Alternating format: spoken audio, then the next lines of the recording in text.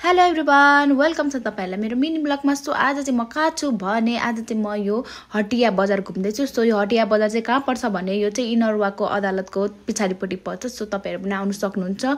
सोमबार बिहीबार पारेर हजुरहरु पनि यो हटिया डुल्न आउन सक्नुहुन्छ। यो हटियामा चाहिँ खानेकुरा देखि लिएर सबै लाउने कुरा देखि सबै कुराहरु पाउँछ। सबै अल सामानहरु पाउँछ। मलाई चाहिँ यस्तो दोकानहरु यसरी बाटोमा फिजाको दोकानहरु थरी थरीको हेर्नु मलाई एकदमै मजा आउँछ। त्यही भएर म चाहिँ जहिले अब के रे सोमबार नत्र के अब आफूले काम परेको बेलामा चाहिँ म यो बजार चाहिँ कहिले पनि छुटाउँदिन। सो अनि यहाँ मैले सब्जीहरु पनि एकदमै सस्तो पर्छ अनि सब्जीहरु पनि म कहिलेकाहीँ त यहीँबाट बोकेर ल्याउँछु।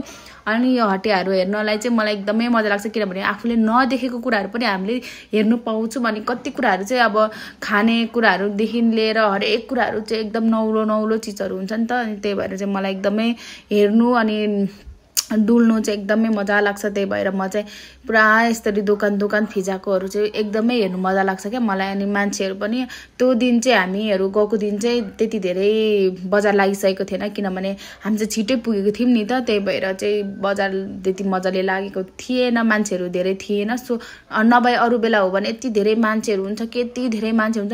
हजुरहरुलाई के चाहिँ सामान चाहिन्छ, जुनसुकै सामान पाउनु चाहनुहुन्छ भने पनि त्यो सामानहरुबाट पाउन सक्नुहुन्छ। सो त्यति नै हो गाइस आजको मेरो मिनी ब्लग। कस्तो लाग्यो तपाईहरुलाई कमेन्ट गर्नु होला। बाइ बाइ गाइस, यति नै हो।